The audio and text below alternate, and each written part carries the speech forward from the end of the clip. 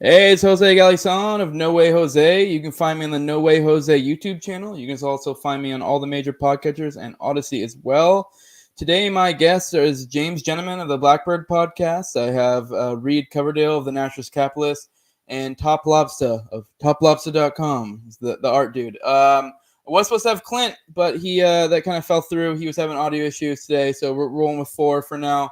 It was just kind of funny. It worked out because when I first came up with this idea for the 100th episode, I wanted to go the 4-man thing, and I joked with Reed that it was going to be the 4 Pony Boys. So it's like a shitty knockoff of 4 Horsemen. So that's kind of what we're rolling with today. The topic today is I wanted to go over like supporting liberty. I feel like it's kind of a good topic considering it's my 100th episode, so it's kind of like an homage to the people who helped me get here. I do want to let you guys know what my new template for the show is. That usually this right now is a live stream. So normally this is a little bit different. This is my 100th episode, so I'm not going to do this. But normally what I'll do is once I've done streaming, I'll put it on unlisted, and it will only be available for my patrons at that point or whoever saved the link. And I also give patrons a code, or try to remember to before every episode, to tell me in the comments so I know that they're one of my patrons and they don't have to super chat, and I'll give their comments preference. So yeah, anyways, like I said, the topic is supporting liberty. Also, this is a 100th episode, so I want this to be more interactive. So you guys in the comments, drop questions, comments, whatever. Holy shit, Toad. Yeah, have 100. He just, coincidentally, he just did it just now. Have 100 for 100, my man. This is also the gayest lineup you could have here. I'm surprised you're not all inside of each other. That's only because we're separated by distance, and that's physically impossible. But yeah, I mean, here at Tom Woods here soon. I think me and James, and I don't know if Top will be there. I'm assuming he will be. But anyways, yeah, I said like I was getting at too, where this is more interactive. So because it's the 100th episode, I want to be kind of more fun and shit. We were just talking about jelking in the pre-recording, so that was fun. Maybe we'll touch on that a little bit. But yeah, so definitely be interacting in the live chat, and we'll try to get you guys in there. Obviously, I'll give preference to super chats.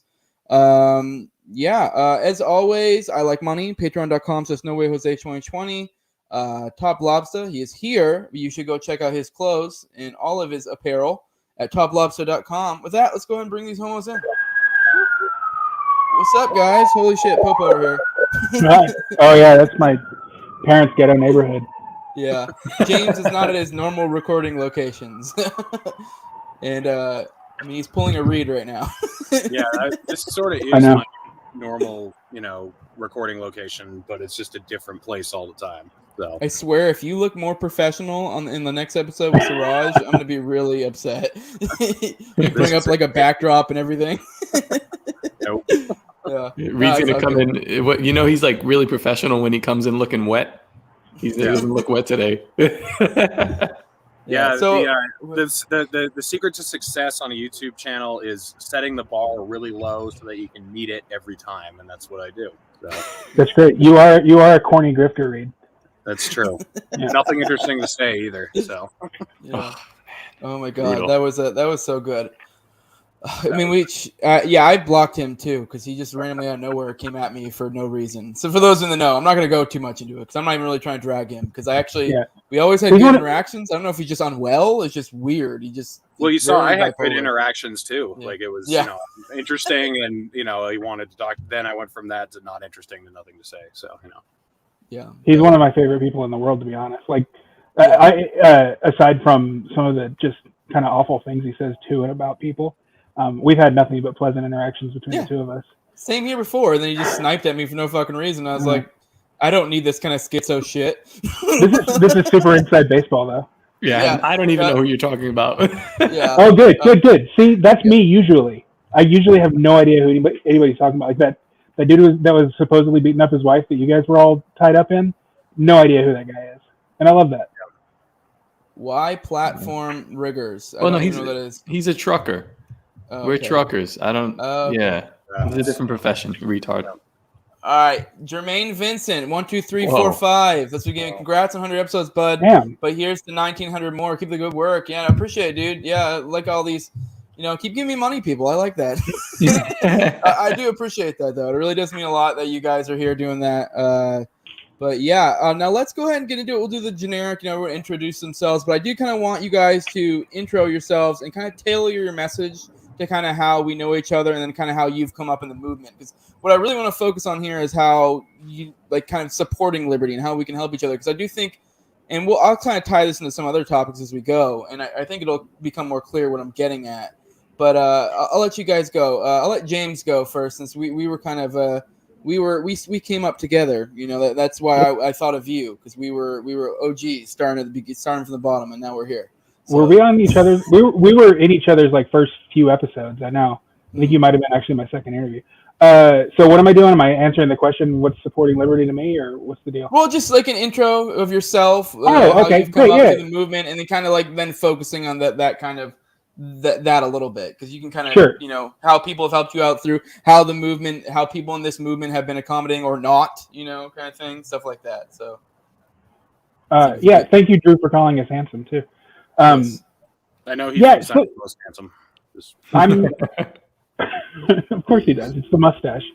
I'm James. I host the Blackbird podcast. So I've been in the movement, like the movement proper, I guess, since Ron Paul's 2008 campaign. I wasn't like moving in the movement, but I was definitely adjacent to it. And then I don't know, man. Like Ron Paul was kind of the guy for me. In 2012, I was also that was when I was a little more active. I was a delegate to the convention and stuff like that for him. And then I don't really know, man. I became like an LP guy, and then I became an agorist guy for a little bit. Started a podcast that was originally like agorist oriented, and that kind of fell through. The thing with the agorism was that Vin Armani wrote an article in his like $150 a year newsletter that nobody reads, except for me and like Pete Quinones and maybe a few other people, about armchair agorism, and he like quoted me at length. It was right after I interviewed him. I thought it was a perfectly pleasant talk, but he apparently did not feel the same way. And I kind of questioned agorism after that. And I know I shouldn't like hang my opinions of a ideology on like one person, but that kind of crushed my spirits a little bit, I guess. So I went back into the Mises Caucus kind of world. I'm still there, but now I'm a lot more in the Jason Stapleton, like wealth, power, and influence. I'm definitely sold by Jason's and Matt, his co-host, their kind of thesis that you can't have liberty in the world if you don't create it in your own world. So that's kind of where I'm at. Just trying to build as free a life for myself as I can. So to that end, I've got a bunch of side gigs and have a remote job where I can work from anywhere. Like I'm, in Texas right now. I normally live in Minnesota, but I've been working all day. So. Yeah, and you've got some killer guests too to touch on the supporting liberty. I know from the get you had like Thad, you got Tom Woods. Like, you're one of those. Go ahead, sir. Yeah, well, being that I've kind of been in these circles for so long. I mean, like I work for Thad, so he kind of he pays me, and I think I'm going to be joining his Renegade Media Network here pretty soon. Nice. So like we were already connected. I was already connected with Tom. I've been in his Facebook group for like half a decade. So, I mean, I've built these connections just kind of behind the scenes. So I was able to kind of hit the ground running on that. Yeah. All right. I guess we'll go ahead and move on to Reed. Because you've definitely, I mean, me, you, Clint. I mean, if Clint been here, we definitely, the three of us have like a big name to attribute to whatever the hell, quote unquote success we've gotten. So we've definitely, we're all building off the shoulders of each other to some extent, which I know a lot of people make fun of for being like grifters or whatever, but it's kind of like, well, that's just how shit works. I don't know what to tell you. That's just like anything, any business, anything, networking matters. Like it's just, and it's not even like in a shitty way. It's just, if you're a good person that interacts well with others and you like it kind of build each other up. So, but go ahead. I do want to real quick bring up this 1-6 was worse than the holler cause. Oh, absolutely. Okay. I didn't get it until I read it, and now I get what he's saying. A holler caused what? I had to hear it out loud. Yeah, that's a good way to put it. I first started getting attracted to libertarianism in like 2014, and then I supported Rand Paul's campaign in 2015, 2016. And then I voted for Gary Johnson, but just wasn't impressed. So I actually went like I don't know about power and influence, but the wealth route, like in 2017, 2018, 2019, I was just working all the time, saved all my money. I've been financially independent, not financially independent, but not tied down by debt or anything. My entire life, I've always been able to travel, quit jobs if I want to, move different place, do basically whatever I want to do.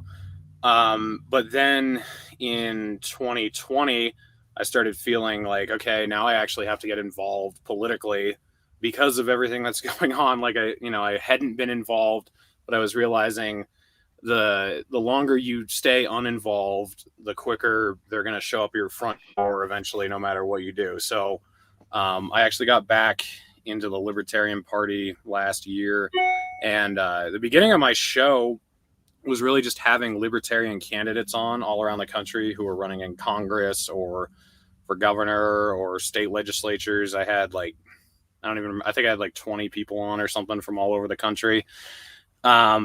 And what had inspired me to start the show was the CARES Act going through, and nobody knew what was in the CARES Act. And then Thomas Massey was the only registered vote against it, or the only guy that like made a stink about it. And no one gave a shit. So I was like, oh my God, I want to do a show and start talking about this type of stuff.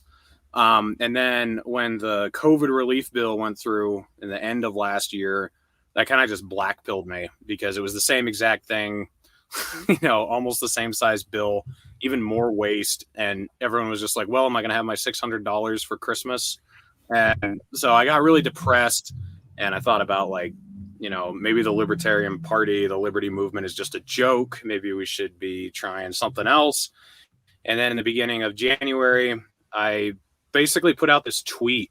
This really all started from a tweet just saying, look, if we're going to have a liberty movement, we need a strong one where we can put the petty bullshit behind us and kind of unite on the big ticket items.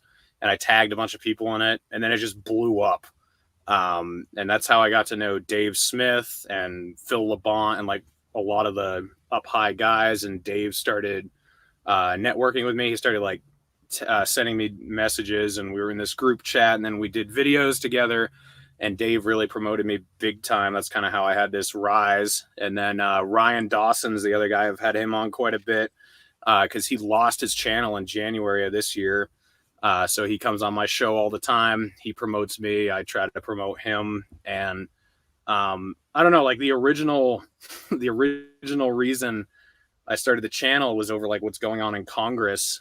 But then by the end of last year, I just got so blackpilled on Congress. It was what's the fucking point? Congress is just lost. So the purpose of the channel is kind of switched to just talking to people about libertarian ideas, or talking to people who work for a living about the ideas of liberty in regular life. And we talk about culture, religion, all sorts of different things. And it's pretty interesting. I've had Peter Schiff, Abby Martin. I'm going to have Tulsi Gabbard sometime soon. So it's really blown up, and I'm really thankful for everyone who's helped. And like you said, we've been building off each other and building this up. So yeah, it's interesting, and it's in flux, and I don't really know where it's going to go. It'll be cool to see. Yeah, you've been killing it lately. The Abby Martin nab was fucking wild. But yeah, Top, this theme I feel actually applies to you probably more than damn near any of us. With you, with what you do, you're helping out content creators, and it's kind of it also then gets a name for yourself out there, and so it is a little bit incestuous, but it kind of works out where you kind of have. I know you're busting your ass though. You're fucking dropping art fucking everywhere. But yeah, I'll just let you go. Give your little intro and shit like that. So yeah, so I guess I got started with this maybe 4 or 5 years ago. Well, depends on what year it is. I don't even know what day it is today. Yeah, about 4 or 5 years ago, I was kind of interested in not necessarily liberty, but just politics in general. I was always kind of like in the sports realm or whatever, just to step away from politics and kind of ignoring it. This person's the president, whatever. And the Trump moment kind of got weird and started to shake people and make people that I know act differently. So I started paying attention, and then I guess I went the Dave Rubin route, which Clint is going to have on pretty soon. So shout out to Clint. But you go through You experimented. You got a little gay for a little while, you know. Yeah, a little. Yeah, touch a little here, touch a little there, and see. Put on different suits. This doesn't fit right. This doesn't feel right. And yeah, and then one day I heard Dave Smith, and that was a wrap. At first I was like kind of dismissive of what he was talking about because it was from what I had already amassed, like the knowledge of politics. I was like, oh, this is left wing shit that he was talking about. But I was like, let me hear him out because the intellectual dark web says to listen to these people, right? So I heard him out, and from then on, I was like, God damn, that's it. He changed my mind, and there was no recovering from that truth bomb. It was kind of like if you read Anatomy of the State or any kind of, like, I don't know, No Treason from Spooner. That's one of those things that kind of just blows your mind, and you're like, okay, everything from now on is different. So I guess that's my political origins, sort of. And as far as the drawing thing, I've always been drawing. So I've been doing a lot of things that I don't monetize in my life, and drawing was one of the first things where I said, you know what, I have the skill to do this. Let me see what I can make this into. So I started with my job, and I was doing like shitty t-shirts or whatever for the guys there. That picked up steam, and I said, all right, there's something here. And then trial and error, using different manufacturers and this and that, different tablets, different techniques of drawing. It was a lot of doing things the wrong way before you figure it out. And anyway, I ended up in Dave Smith's the Part of the Problem Facebook, the inner circle Facebook thing before it got nuked, and I had done a drawing for Robbie the Fire just to mess around, and Robbie liked it. He put it as, I think it's still his Twitter header, and then I did another drawing for Dave Smith as the Libertarian Tupac, and they asked me, him and Brian McKay were like, hey, can we sell this on Gas Digital? So like, yeah, so that kind of put some wind in my sails where I'm like, all right, there's something here. There's some kind of weird market. And at the time I was also floating around MeWe, which is where I saw Jose. Jose was always like, yo, check my shit out. He'll pop in that same group on MeWe. So I was familiar with him, but we didn't really make too much contact back then. So yeah. So I guess that kind of gave me the confidence to start to spread out a little bit. And I said, you know what, I'm just going to start to just put my stuff out there and see what happens, see if the market will respond. And it just so happens that I fell into a market where I'm like the only person doing this. And there is such a need for what you guys do with the podcast. You're bringing this this verbal entertainment and also this visual entertainment, but there's a lack of like an artwork or something that goes with it. Like maybe musicians for intro music. You have Justin Campbell, who's doing the video editing for a lot of you guys. And it's like, I feel like one of those little fish that kind of just feed on the whales, the feeder fish. And we have a couple of whales here that are just like really moving forward. And I'm just happy to leech onto you guys and be able to like tag, put my little, my TopLobsta on, whatever you guys are doing. And yeah, man, just the fact that you guys have accepted me in the community, and I'm really grateful for it. And it's opened up so many doors for me. So in essence, that's kind of what's been going on with me. Yeah, I mean, I know I can speak for most everyone else, and we don't feel that way. I mean, we're super grateful for what you do, because like it is like you got a perfect little niche. Like to touch on Tower Power Hour, like what I'm doing on my show is like I tried to be a little bit different, but it is a lot of people are doing it. But something like Tower Power Hour or what you're doing, it like fills these niches that aren't really being filled, and so it is like. And then there's obviously a demand for it, like with what you're doing, obviously, like with the art. Like everyone who starts a podcast, like most of us don't know how to do art or how to get decent art or how to do any of that. And then you got you that come along. So, Reed, you were about to say something? Reed's drinking a White Claw. I was going to make it. You were going to make a joke? Yeah. I was going to say, I mean, he's the second best Liberty truck driver, so of course we're going to accept him. But well, maybe not for long. And we'll just leave that conspicuous for a little while. I know. It feels like among us, you're the only one who's actually like producing something tangible, which as like I'm a pretty good interviewer. So I don't want to sell myself short, but like you're actually like putting something out into the world that's not just like some intellectual thing. Like you have a real skill that can actually spread liberty to people who aren't like looking for a libertarian podcast. So don't sell yourself short either. You know what I mean? It's a weird thing about art. Sometimes people ask me like, how much do you charge for this or that? And it's like, I try to say, well, it's going to take me this amount of time, but it is subjective. So when like what you're saying right now is, how do I phrase this the right way? The value of what you guys do is subjective to different people, but I'll let you know that I listen to most of you guys as I'm drawing. So you guys are the fuel to what I am doing, whether I'm listening to Dave Smith or Jose or Blackbird or whatever it is. And the Naturalist Capitalist, Reed, I know, I see you looking. I am like it kind of it does keep me focused. So it's a symbiotic relationship, you know, kind of need each other in that aspect as well. Yeah. No, I mean, I get what James is getting at, though. You actually have legit talent. Us guys, we just take something that's really only about 5 minutes of content and stretch it out to like an hour and a half. That's really what it is. I know. I can't do it. Even like God bless Drew you. Hancock has to actually put videos together. Like we just put up a microphone and talk for an hour. Like it's not really the same level. Like you guys who are like actually making art, it's a different level. I think like it takes a lot more effort, and I mean, not that interviewing doesn't take any effort, but it's like it's a little bit different. So it's a skill, but it's like I mean, once you kind of get the hang of it, it's not that hard. Everyone makes it out like podcasting super hard, or a lot of people do.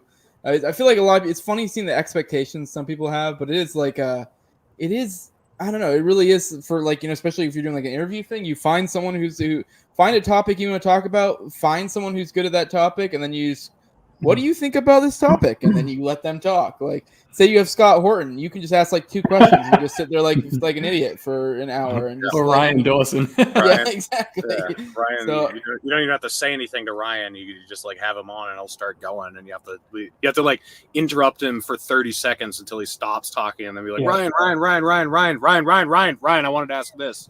I made that mistake with Scott. I had Scott on, and it was like at the very end of the Trump presidency. I wanted to get like a postmortem from him on Trump's foreign policy. He was like, well, it all started with Jimmy Carter. And just like we got to the Iraq War and never touched Trump for the entire hour and a half that he was on.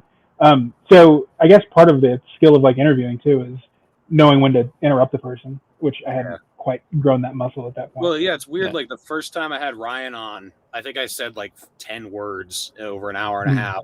And it's because, I mean, now if I have him on, like I just interrupt him because I just know that's what you do. And when you're new at that type of stuff, it's kind of intimidating. So, yeah, but it like he said, it is like a muscle because with the artwork, Josh, I had started drawing for Josh, and that kind of happened really strangely. And he was like, yeah, we're just going to do like one show a week where you'll draw, and the other one will be like a template. He wanted to do he was going to do a solo show. So I was like, all right, yeah, I can do that. Turns out 5 shows a week, and it's like a different person every time. And I just become so economical at drawing people. Like I know exactly what I want to do once I see what I got to do. So I'm pretty sure as interviewers, you guys have become, you know, economical at where you want to go with the conversation. It might be second nature, or you're getting there at least. Getting there for sure. Yeah, Your concepts. Go ahead. Your concepts, Top, are amazing. I mean, like just the like I've like just laughed openly at some of the stuff that I've seen when Josh posted on Instagram. It is hilarious. Yeah, it helps being in the Tower Power Hour chat. That it's mostly from them.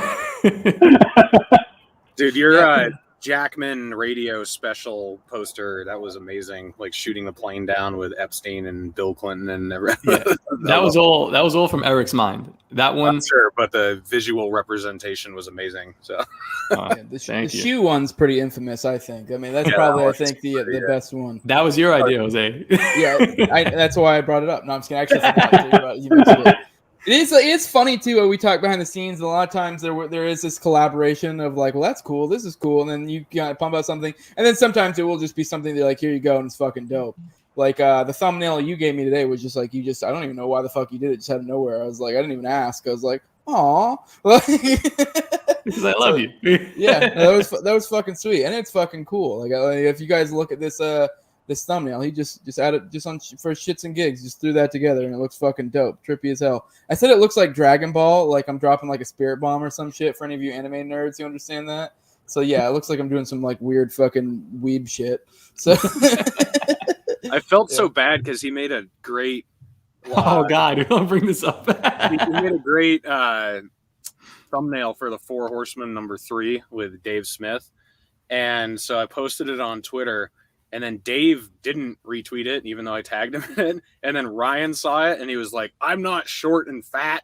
And I was like, "Hey, sorry, man, I love this thumbnail, but it's not taken off with two of my guests. So I guess like we're just gonna have to do the normal." And he's like, "Yeah, whatever." But that was kind of funny. Didn't we then share it out later and then edit it even shorter or some shit? Yeah, just to like... we were all like, that was when Ryan was still on Twitter, and we were all tagging him. And we're like, "Hey, is he really that short? Like, I think he's like at least 5'6". And then it was like, that was an oversight. I'm sorry. God, who was it? Didn't we do the same thing with like Tom? Whoa, shit! We just lost James. Didn't we do the same thing with Tom Woods or some shit? I remember I think it was you and Tom, where they just like increasingly made him shorter and shorter. Yeah, I'm like 6 inches taller than him or something. So then people like someone put him in my pocket, and then someone like made him under my shoulder. It was kind of funny, but. Well, we lost James. Hopefully he comes back. Yeah, if he doesn't come back, Toad or Cole, if any of you guys in there, you guys are free to hop in. I know you have the link. I did want to say Carlos said you did my art, and he said thanks. So I just want to point that out. You really are doing a ton of people's stuff out there. Oh, James is back. What's up, dude? Hi. We lost you. Did you miss me? Yeah, we missed you. All right, I don't know if you guys have much to say, but I did want to like talk on a little about how like we all support each other and shit. And like I guess maybe we could tie this into like grifting or fucking what's the other term? The other buzzword? Clout. Like, and I mean, sure. I would say I guess there is a differentiation to be made. If you are someone who's just like clearly trying to shoehorn yourself into social situations in order to use other people, then sure. But it is a little bit different. There's like a difference between that and like, it's technically both are networking. There is different too, where you legit just make friends and go from there. Because as we alluded to in the beginning, I have no problem with cutting people out that I find to be a negative influence out real quick. I'm heavy on the block button. So if anyone I'm interacting with is because I, get along with, I've been upfront with a lot of people that I'm not a very social person. So like, I have no problem fucking boop, block, see ya. Like I don't give a shit. Like I can keep my circle real small. It doesn't bother me at all. So like if I'm interacting with people like this, it is like I'm not doing it to like use people because I socially interacting to some extent is a little bit of a chore for me already. So to then go the extra thing of like now it's gonna be someone I don't like or I'm putting an act on, it's not a thing. And I know a lot of people, so there is something too that people that do that, but I feel like those get rooted out real easily because you don't want to I feel like people has a sniff test of like I can tell what this person's about, and I don't really want to interact with them, and they kind of just get shoved to the wayside anyways. So it's like this weird thing where if you're genuine, it actually ends up working out better, so you end up being more successful. So, but then people try to, I feel like there's a lot of jealous people try to like shoot you down as if like you're using people. It's like, no, people like me, and I like them, and we help each other out. So I don't know if you guys have anything on that, and so. Yeah, I mean, like me and Ryan Dawson is probably responsible for 50% of my following just because, I mean, like half of my fans are Ryan fans. But, he's a liability because he brings a lot of fucking parasites that, just like want to destroy you. Like, I mean, just like people who just follow you and try to ruin you if you have him on your show. So, like I've made a Twitter profile for him after his got banned to try to help him build himself back up. I'm always like retweeting his stuff. I try to help him out too. So if I just like used his clout to gain a bunch of followers and then I kicked him off to the wayside and like disregarded him and said, fuck you, like, and moved on, I think that would be shitty. But, if you're actually becoming friends with these people and you're trying to build them up at the same time, I don't think there's anything wrong with that. Obviously, you're going to try to build from where you are. So like Ryan has gotten, Sean Atwood on my show. And then like Dave got Tom Woods on my show and Eric got Abby Martin on my show, so these are like connections that you're going to make and you're going to try to progress and make yourself bigger. But I think the shittiness is if you do that and then disregard people, you don't help them out, or especially if you lie to them and stab them in the back and, fuck them over, then that's different. So I think that's where I draw the distinction. Yeah, I don't know if you have anything on that top. If not, we can Well, yeah, I have a big problem with people calling it grifting because I grift all fucking day long. TopLobsta.com. So it's not grifting if you're giving. Yeah, do you even grift, bro? If you're giving, yeah, if you're giving people a product that they consume and that they want, I don't understand why someone would call that a grift. It's a hustle, and if you're not hustling right now in 2021 when the world's going to shit and you need to create alternate sources of income for yourself and your family and whatever the fuck you want to do, like James just mentioned before, he's working remotely, he's setting himself up for the great reset or whatever they have for us next. I mean, what are you guys really doing? And if you're going to spend your time tearing down other people who are building, we shouldn't really be around you or be associating with you. And I love everyone in this movement, but like, get your shit together. That's James was just talking about like, you know, the wealth, power, influence, Jason Stapleton sort of libertarianism, if you will. And people are attracted to that. People like me are attracted to that because there is truth to it. Whereas now the other side that is, and I don't mean to like trash the principle side, but if that side is going to remain principled and that's going to be their thing, and then they're going to tear you down, I kind of want to go the other way. And I don't know. How do you feel about that, Reed? I don't want to. I do want to say thanks for the $10, Marshall, but you don't have nothing in the comment, but that's it. Yeah. Go ahead, Reed. About the whole sentiment or the principled thing? Or yeah, the principled. I don't want to speak out of turn and like call people that are, I don't know. Like, are those people even principled at that point? Are they principled libertarians if they're kind of aggressing against you or how you make? Do they even realize that they're aggressing against how you guys will eventually maybe even have a living? I mean, I think you'd be more specific. I'm not sure what you're getting at. Yeah, I don't know if you are, Reed. Yeah, no, Well, yeah. Just I don't know. Like a couple weeks ago, people like launched a full blown attack against you. Yeah. You know, and it's kind of ridiculous. Are they like violating the non-aggression principle? Is that what you're asking? Or not yet? Yeah. I don't even know. Yeah, I mean, words are violence, bro. well, they can be like if it's defamation, if it's libel, if it's not true, and they're trying to trash you, and like, then it becomes aggression. Yeah. I mean, with your situation though, like they kind of did. I don't know if I'd call it aggression, but you responded in kind.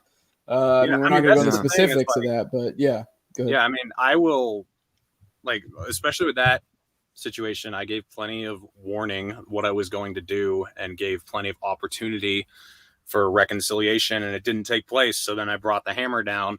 And that's the way I am in general. Like, I'm all about open discussion and you know, hashing things out. But if you come at me sideways, especially like that, then I'm going to fuck you up. And so I did. And I don't have any regrets. You know, it's a weird game. Yeah. Once again, I'm being vague, but for those, I knew a lot of stuff going on in the background of that, and a lot of people question the decisions made in that specific situation. It was super vague. A lot of people aren't going to get it. If this doesn't apply to you, then just don't worry about it.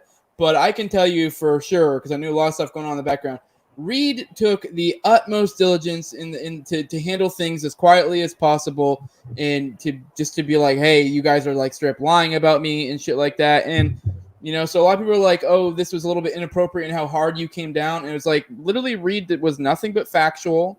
And he did everything he possibly could to try to handle things in the quietly and to not have to do that because no one wanted to. But anyways, I don't know if James, if you have anything to touch on with that, how like working together and kind of, you know, this shitty like clout or fucking, you know, grifting accusations and shit. Well, first, I'm kind of the opposite of you. Like, I'm an extrovert, and also I'm an adult child of alcoholics, so I'm like just codependent as fuck. So I can't block anybody, which is, you know, that's fine. It takes all kinds, I guess. But to that point, though, clout chasing is, I don't even see that as a thing, really. Like, yeah, I mean, everybody kind of likes attention. You kind of like to be well known. It's not a bad thing. As for grifting, I mean, you just have to watch Community. The show did a whole episode on grifting. It's not interviewing people on a podcast and asking for money for it. You know, I mean, people have been doing that for centuries. This is what we do is like legitimately intellectual labor. Like we're actually doing something. grifting is selling snake oil. It's conning people out of their money. So I don't accept that as a descriptor of any. Like I don't even really use it as a joke. I think I have a couple of times, but I do. I usually embrace it. I find it better that way. It takes away its power. Yeah, Grifting. That's true. Wouldn't grifting be doing something like let's say, I don't know, you guys are on a libertarian podcast, but you believe in zero libertarian values, like a Candace Owens type kind of thing? That's grifting. Possibly, yeah. Yeah, I see. You guys seem to believe what you're talking about, and you're actually living out your principles. I know. If I don't believe what I'm saying, then I choose to say a lot of things that make people really angry on Twitter all the time for no apparent reason. You get off on that though. As the great Brandon Cluffington says, grifting is when someone you don't like makes $10. That's what grifting is. That dude is the funniest guy on Twitter. I think bar none, he's hilarious. probably the funniest person on Twitter. Oh yeah, no, he for sure is. He's fucking hilarious. Underrated account. Yeah. Yes. It's absolute bombs. All right, cool. I want to tie this into this idea of supporting liberty and how that shit works.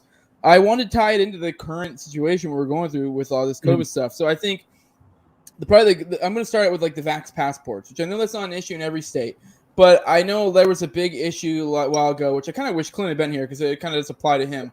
So we're not talking shit about Clint here. We all love Clint. If that comes up, if we disagree with him, it's not any slight against him. But I know there was an issue with like him and Drew and like Ace a while ago. And I think the key here is, I know a lot of people are like we need to just fuck principles or whatever. And my thing is, if your principles aren't serving you, you probably need to, your principles are probably wrong. You need to get better principles is my thing. But even then, I think the sentiment that a lot of people have of like... Oh, guys, give me a second. I'll be back.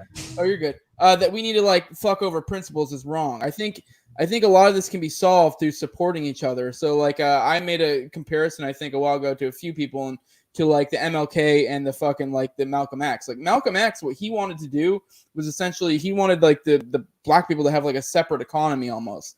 And I think there's something to that with like the liberty movement at large. Obviously, like, it's not gonna be like we're gonna magically break off, but just something as simple as when you can, this is kind of like agorism, ish too. Like when you can, I mean, it's different for everybody. Try your best to maybe give your money to a local business or someone who is involved in the counter economy or whatever, or not to Amazon. Just little shit like that, or just other stuff like that. Just supporting each other in general, I think will help out. Say with like the vax passports, for example. Like if you find some business that really doesn't give a shit, support the fuck out of them. Like, and don't support the ones that aren't, So it's just shit like that. Like that is, I know people are like, oh, well, we should be doing, I don't know. One example is sit in protest, and they're like, okay, cool. I'm not entirely sure that protests are useless or not, but I very much get the sentiment they don't really do a fucking thing, personally. I don't know. I'm sure there has been examples of when they have. It just seems kind of like I don't know. It seems useless to me for the most part. I might be wrong, but I'll let you guys have thoughts, because I do think there's something there too. If we start coming together, like I think one of the things over 2020 is that we probably should start taking notes from the left. And that's a big thing. They're talking about like working together. I mean, I'm not saying be collectivists and drop all, individualism, but work as individualists, a union of egoists, for anyone who's familiar with Stirner. So you got any ideas, any thoughts on that, James? Yeah, well, I think as far as protests go, it kind of depends on who's doing the protesting. I live in Minneapolis, and the weekend after George Floyd was murdered last year, there were street protests and riots and burning down buildings and police stations and so forth. And then, like that Tuesday, all of our restrictions were lifted. That's not what they were protesting, but that was the result of their protest. There's absolutely no way you can convince me that the governor of Minnesota would have lifted those mandates if they hadn't had burning down Minneapolis. So you're saying we should destroy private property and harm individuals? Yeah, I think that there's something to be... No, I'm just kidding. But no, I mean, and in LA, the Libertarian Party, especially Angela McArdle and the Mises Caucus, they recently protested the vax mandate that the city hall was going to vote on, and they didn't even hold the vote. I don't know if one thing led to the other, but I don't think that they hurt I don't think that that they hurt the cause. New Zealand is now lifting all of their restrictions. They had the most onerous lockdowns in the world. I don't know if you remember, but they had that COVID zero policy, and like they were even worse than Australia, which we keep hearing about Australia, but New Zealand was terrible. And it especially hurts because New Zealand was always like in the top, 3 or 4 freest countries in the world prior to COVID. But they had street protests, and they're now lifting all of their restrictions because they understand, these restrictions aren't going to stop the Delta variant from spreading or whatever. So I think that there is something to be said for protesting. That said, I don't protest. I think it's boring and just not really my scene, because I don't like attending super spreader events without masks. On the other hand, Minnesota doesn't have a vax mandate, and I don't think they will, but most of our concert venues and comedy clubs and that sort of thing are checking for vaccine passes at the door. And so like I've had to get refunds on a ton of concert tickets. And I'm open about the fact that I'm vaccinated, but I'm not going to show my papers. I'm just not going to do it. And, I'm like writing letters and shit like that. I don't know if that does anything or not, but maybe it does. I mean, maybe my letter will be just added to the pile of all these people that are getting refunds and not patronizing these venues. So I think every little bit helps. I hope every little bit helps. And I'm definitely, like you said, we've got the Acme Comedy Club in Minneapolis, which is like a legendary comedy venue. And they're like, look, you're on your own. Like everything's optional. And we're definitely patronizing them a lot. And, I've been tweeting at them and stuff, encouraging them to continue with that policy. So I hope that, and actually, here's one other thing. This is really small, but there's a local news outlet that they do they just basically run down the stats from the Minnesota Department of Health every single day. The number of deaths, the number of new cases, the number of hospitalizations, and they had always just like lumped in all the deaths. But Minnesota, and I think probably every state, they will just report like 15 deaths. Well, 12 of those deaths might have happened in January, and we don't know because it's just a number. And after enough pressure from me and other people, we've gotten that news outlet to start saying, how many deaths were this yesterday and how many were 6 months ago. Which, I mean, it's not a lot, but it's also not nothing. So I think social pressure and protesting and stuff does have its place. What was the question? It was just, we were talking about how supporting each other or supporting each other as a movement can kind of fucking work into, specifically in relation to the vax passports. Yeah. Which, because I know that was a big thing. Like I said, wish Clint had been here. It was kind of fell through because that was a big thing recently. I know, like between him and Ace and Drew, and kind of like, should we sacrifice our fucking our principles or whatever to do this or that? Which, like I said already, like if your principles, I'm very Sterner-esque. If your principles don't serve you, then you should probably get new principles. So if I see a business with an anti-war or a masks are optional or whatever sign on their door, then I'm going to patronize that over one of their competitors without question. Yeah. Which, I know a lot of people are like, well, that's not good enough, but I think even if there are people patronizing other businesses, it does create this separation to where it's like it's almost like these two different economies, which I'm completely all for. Like, I do want to create these pockets of liberty, essentially. All right, so I don't know if you want to expand on this at all, Reed. If you got any thoughts on the subject, I know, because I don't know if I ever got your take with all that stuff, and I do think this kind of plays into it. So. Yeah, well, I think people are blurring lines that don't have to be blurred.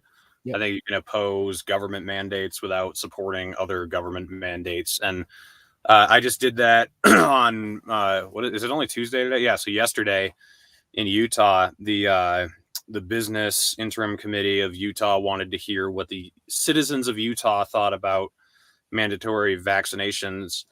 So over 900 of us showed up virtually and in person. And out of the 900, only a few dozen people supported it. So it was a deafening rejection of vaccine passports. I think that type of stuff matters. I think that sends a message, and not just to the governing body, but to people who hear about it. It's inspiring. And it was honestly like one of the most hopeful political moments of my life that I've ever had, because my whole life has been pretty depressing politically. Like things, I'm 27, so throughout the entire time I was aware of what's going on, it's only gone downhill. But this was great. It was just person after person talking about bodily autonomy, personal liberty, self-ownership, the fact that the government has no right, no constitutional right, no God-given right, whatever you want to think, Then there were some people who were even saying like this was a vaccine of Satan or whatever. And yeah, I didn't care. I was just like happy that everyone was against it. And then on the other hand, when you're talking about supporting each other, I think that takes the biggest power away from the state when you are self-sufficient and when you can help other people. And it's funny because I know I've had some tension with the post-libertarians, and I'm making that up. I'm going to have Andrew from Popular Liberty on my show, and I'm trying to mend that bridge there. But I actually live the way that they talk about living and the way they live. Like I gave out over $20,000 last year to people. I had a friend who had to have chest surgery. I bought a new car for my dad. I helped someone out who needed help with rent, and no interest. Like I just gave them cash and they paid me back. And I think that is the best way that you can empower individuals, empower yourself, and take the power away from the government. So yeah, I think making your voice heard, helping each other, then like you guys said, patronizing places that that are going to resist mandates, or keep an open market to people who don't want to comply with what the federal government wants. I think that's all what we got to do. Yeah, I think it was Albert Nock, I believe, in the book Our Enemy of State. At the beginning, he goes into how the state takes over as they have these issues. He's like, especially like welfare type issues, where it's like, hey, here's this group of people who need this help or whatever, and then they give them money, and usually in most cases, these people were getting some sort of aid from the private sector before, but then once the government gets in there, 5-10 years down the line, they act like it never had any sort of support from the private sector at all. And now it's like, well, what would you do without us? And so it's very much like if we want to ever get rid of a state, there is some aspect of mutual aid that needs to be done. I'm not saying go give away all your fucking money. It's different for everyone. It's very subjective and individual to what your needs are. But if you are, it really is. It's like that. If that's the future you want to see, if you want to see a future with no government, you kind of need to, support others to some extent, even if it is as simple as supporting people with your money, like economically, like instead of going to Amazon, you went to the bookstore down the road or whatever, stuff like that. Like little shit like that makes a difference. I'm not saying go, give all your money to charity. Like it really can be as simple as, like I said, like, some little store or whatever. But yeah, now I do want to bring this into a lot of stuff is with the vaccine with like work and stuff like that. A lot of people are like are getting in the situation now where they may not be able to work anymore or have to leave their job or whatever. And that's a thing right now where essentially what we're having this, and once again, this is another thing where I kind of wish we had Clint, and maybe we'll talk about some other time. There was someone who was trying to recently fucking added me or no, they were kind of trying to get me and Clint because we disagree on this one, which is fine. I mean, I have no problem disagreeing with friends. I have nothing against fucking Clint at all. I kind of take Clint's position, so if you want to talk about it, I can. We can do that. But, yeah, exactly. With the whole because we're kind of getting at with the don't comply thing, and I'm of the opinion it really depends. So I mean, I think most people should not comply if you can. And I know a lot of people are like, it's become this like hardline stance that like everyone should not comply, and I've gotten a lot of shit for this. And I'm saying it really is situational. Like if you're in a situation where you're going to ruin yourself financially, I think you're actually kind of dumb to do so. To like if you're in a situation where you're going to like run yourself, especially if you have family. If you're single, it's a little bit different.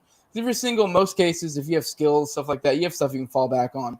But for the most part, that's not the case for most people. So like there's a lot of people out there that if you have a job and if they're like, hey, you need to do this or you're going to get fired.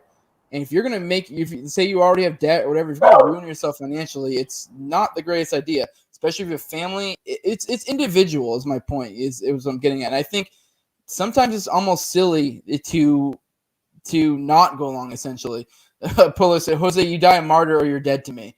And so basically my whole point I want to get at is everyone's essentially, I think anyone with this situation who can not comply should. And those that feel like they have to should support those who aren't going to comply.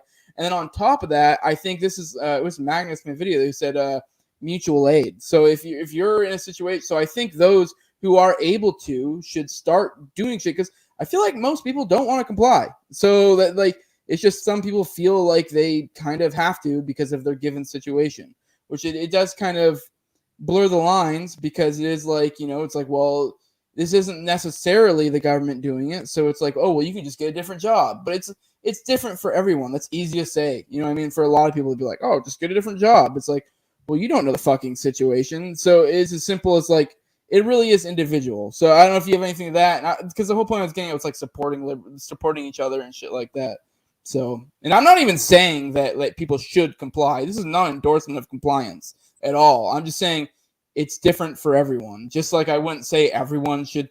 I mean, it'd be magical if we could get everyone to stop paying taxes right now, but they're not going to. So obviously, I know these are two different things. They aren't like like comparisons, but it's kind of the same idea. That's like some people just can't. I mean, I guess you could say they physically can, but it's different for everyone. To say that someone should sacrifice this because of that, it kind of goes against individualism in a lot of ways. It really is depending on the scenario. So go ahead. I think it really depends on, personally how much it matters to you, because there are some people who like you got vaccinated, right? I mean, you didn't, sorry, I forgot your name already. It's James. James. Yeah. Yeah. I mean, you got vaccinated voluntarily, right? Yeah. Yeah. So, I mean, it's not a red line for you. So if it's for somebody else, if it were a red line, then I think they, I don't know, if you're going to set a red line, I don't think you should let it be crossed. So just be smart about what your red lines are. I'm a single guy, I don't have any kids, and I'm financially well off. So yeah, for me, like, I'm not going to comply, and I don't know what it would take in order for me to comply with it. Like I get there. I mean, if they were going to kill me or something, if I didn't take it, then yeah, I'd probably take it. So it just depends on like what your situation is and what you care about, because I think it is kind of subjective here. That's my whole point.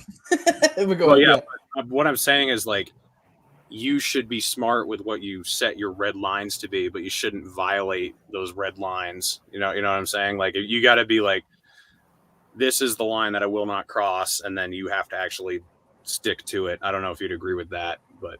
Well, I mean, it depends. For me, I mean, a lot of people are like trying to bring this to like principles, and I don't really.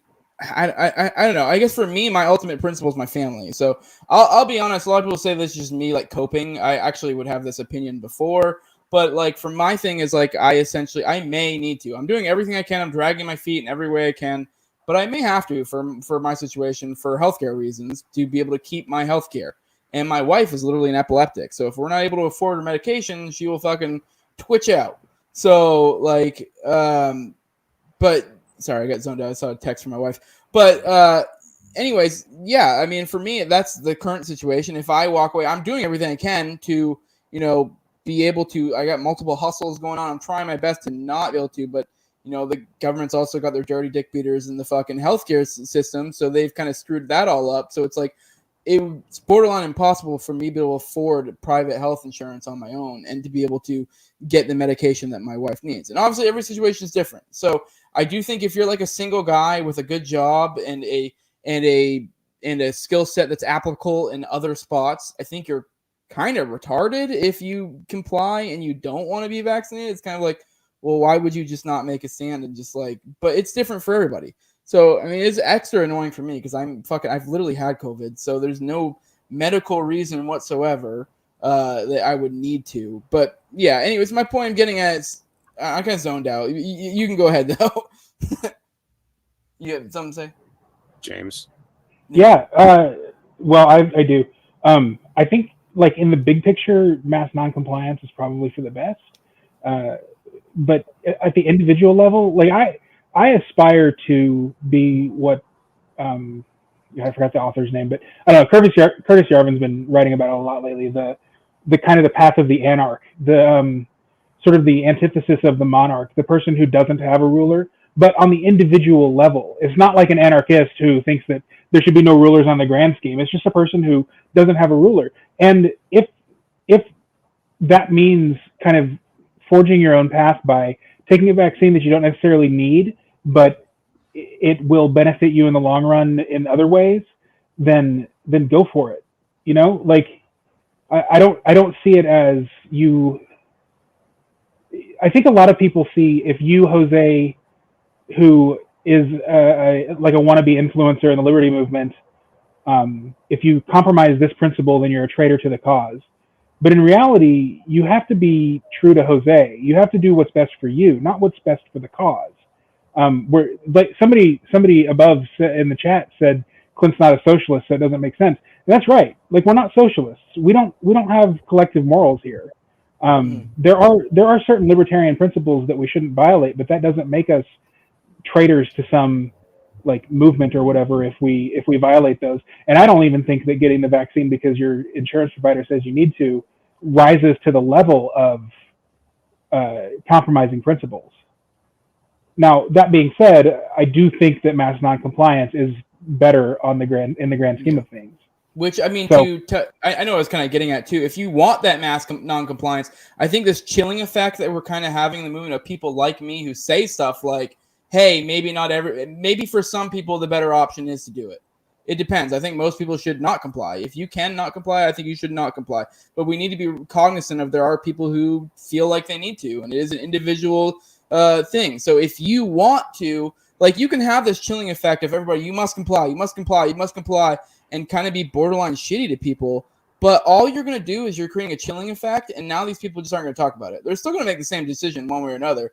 Because in the end of the day, they obviously are in a situation where it's like, hey, they have to, you know, whether it's their family or whatever, they say they have a ton of debt or whatever their given situation is, they are already basically decided what their decision can be. Now, it'd be better off if you're in a spot where people can have this open and honest discussion to where you're like, hey, so-and-so does this. And then that's the way you can start having stuff like mutual aid and shit like that. But now if you don't even have that discussion, if you're just trying to shame people into one position or another, now you kind of cut that out where that's not a thing anymore. So it's like, I feel like actually being open like this can actually be more productive towards your ends. Like, if you want more people to not comply, I think you need to be essentially not trying to like shame people into like non-compliance. Like, I just feel like that just doesn't serve your ends. You know what I mean? So I think people are not willing to be uncomfortable anymore. And I think that's a problem. I think people conflate discomfort with impossibility. I mean, you know, I've lived in, you know, a few different states around the country. I've just moved to get a different job or have a different experience. And that's something that used to be an American ideal, was to just uproot and leave and go chase something better. And that's something we don't do anymore. So I think that, you know, that's a factor too. I think people should be willing to be uncomfortable. You know, I mean, so like, I think people should really be weighing, is this going to actually ruin my life? Or does it mean I'm just going to have to get a different job, or I'm just going to have to do something a little bit differently? Because there's a difference there. Yeah. But I mean, even then though, I think we're all Austrian economists here, or not economists, but we're into Austrian economics. Yeah. And so it's everything subjective. So it is like, I mean, yes, you could have someone who is like, maybe we, from our subjective opinion, are like, dude, like, why are you not? But at the end of the day, if they're not going to, they're not going to. And it's kind of almost better to know than to just assume these people are going to non-comply because they're sort of on your team. So I don't know. I think having this weird chilling effect doesn't really help. And I don't think it really changes much people one way or another. And I mean, one thing Popular Liberty says a lot is like people act their incentives. So I mean, I know for me, I mean, if you haven't realized that there's an incentive for liberty, it's kind of like, I don't know what to tell you. Because, like, I mean, I just got out of active duty military recently, so a lot of people know that about me. And it was actually, I feel like I always try to emphasize that this wasn't some, like, great sacrifice I made. It was actually that I realized, like, I don't think this works out to my benefit for me, my family, everything, or just like liberty in the whole. Like, so that was why it's like, to me, it's kind of like, I realized, I kind of like learned more about economics and stuff, that I don't think this is going to work out well in the long run. I mean, part of it too was that I felt like shit doing it. So it was like an incentive thing. So it's like, if people aren't there, they aren't there. So, but yeah, I know we're getting kind of close. I know you got your Siraj episodes. We're probably going to get moving. So I don't know if you guys have any other thoughts on this. So we don't have to beat a dead horse. But Yeah, I would just say, like, I think it's good to think about what your principles are and designate them and then follow them. I think it's like you said, like, if you have principles that I might word it differently than you. If you have principles that you're not willing to follow, then they're not good principles, or you're not a good person, or the other. Like, you're not, I mean, so figure out what you're actually going to stand up for and then stand up for it and, make the necessary changes. But don't preach at other people to be a certain way and, not do it yourself. So I would just say, like, lead by example, like, show people the way. I think you're right if you're just shaming them, that you're not going to inspire them to be any different. I think if they see you living the way that you preach, that's going to be more inspiring, that they're going to want to follow in your footsteps. So yeah, that's my thoughts on that, I guess. all right, cool. I know you got to get going, so if you guys want to go ahead and drop your plugs, and in the meantime, if we have any super chats, we'll hit those up. Ralt Shawan, I don't know how the hell you say that name. Happy 100. Thanks, man, for the $10. But you guys go ahead and drop your plugs, and we'll read their super chats in the meantime. All right. I'm the Naturalist Capitalist on YouTube, at Reed Coverdale on Twitter. I'm actually about to go live with Siraj Hajmi. So you can jump over to my channel and check that out if you want. Hey, Jose, congrats on 100. It's been thanks, man. It's been great getting to know you and hang out with you. And I think you're fucking hilarious. And I love that you're such an agent of chaos in general. It just, there aren't too many people who are willing to just, like, go balls to the wall and say what they think and ruffle feathers and not care about who it pisses off, not care about who, what friendships it ends or whatever. So I really appreciate that about you. And I'm glad you made it to 100. Hope for 100 more. Yeah, no, the secret to that is being a bad person. So,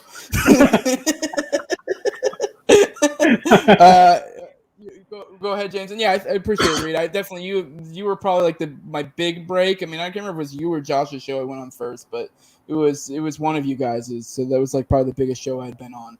But go ahead and give your plugs, please, James. Sure, yeah. Blackbird Podcast and all your favorite podcatchers. Also on Odyssey, if you just have to watch it on video for whatever reason. There's no video, it's just the audio, but it's there. It's also on YouTube if you must. And then at James LJ on Twitter. Stops me a follow, and I will love you forever. I'll just close with Matt Erickson's great quote: "Liberty is not something that you ask for; it's something that you create." Yeah, that's good. Reed, I would say there's no hard feelings. I didn't even remember that we got into it because I had a few people jumping down my throat when I mentioned that in the Denny episode. Because and the 500, by the way, was just a number I threw out because it was kind of like my point was I don't want to. If I was able to afford it, I would. That was just a number I made up. I don't fucking know, and it wasn't at all like begging for money. Just so you know, Reed. But anyways, yeah, no more super chats. Yeah, with that, I have the No Way Jose YouTube channel. I'm all major audio podcatchers, Odyssey. You can follow me at Galison Jose on Twitter. Patreon.com says No Way Jose 2020. Like, share, subscribe, all that good stuff. Definitely go check out Reed's episode with fuck, I forgot his name already. Siraj. Sashimi or whatever. Yeah. With that, I'm gonna run the ad, and if you guys want to stick around, we'll shoot the shit after. That's cool. I know you're probably not gonna read, so you're gonna go to do your thing. But I appreciate all you guys being here for my 100th episode. I really appreciate everyone who's helped me get here. Especially like Dave, Reed, James, Top, and you guys listening now. So yeah, with that, I'm gonna go play the ad, and we'll be out of here. Appreciate it. Oh, debt doesn't inflation. Print more money. Screw economy. Okay. Okay. All right.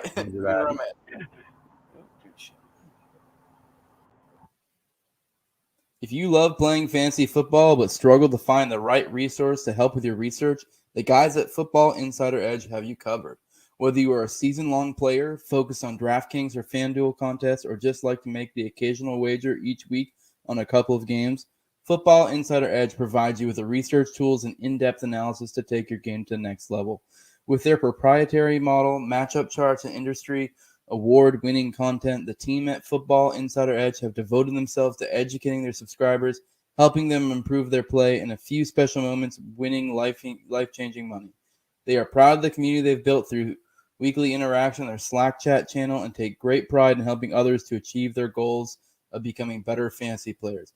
As supporters of the show and of the Liberty movement as a whole, They are currently offering a 20% discount on any monthly or full season plan on their website. Just go to footballinsideredge.com and use the code Jose at checkout to take advantage of the discount offer today. So if you guys are fantasy football people, go check this out. It's a win-win-win. I win, you win, they win. There's no loss here. It's fucking capitalism, baby. Let's do it.